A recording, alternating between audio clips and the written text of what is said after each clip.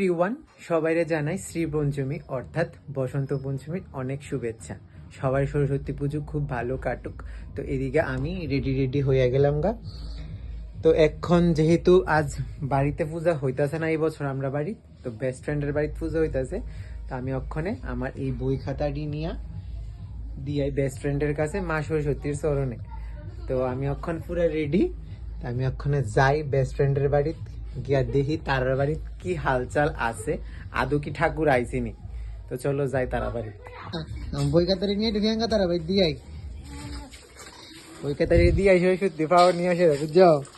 দেখলে সরস্বতী মাকে দুটিটা দে, তারা বেছে ঠাকুর মাকুর আইসেন নিতে এটুই কইতে পারি না। গিয়া দিয়াই আগে বই খাতারি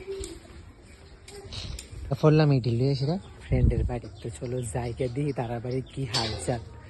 আরে তারা দি তোর জোর শুরু করে দিছে রি পূজা। আমি বই খাতারি দিতাম আইছি তোমরা বাড়ি, তুমি তাস তাস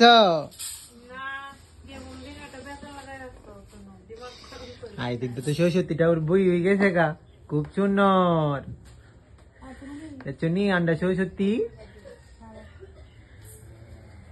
তবে ঠাকুর কোন সময় কইছে ক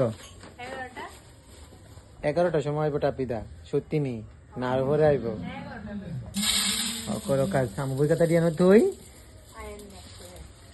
দিয়ে এখন আমি বাড়িতে আই বসে এখন কিছু একটা খামু, যেহেতু অঞ্জলি মঞ্জলি কিছু নাই আজকে দিতে পারতাম না, তো খামু।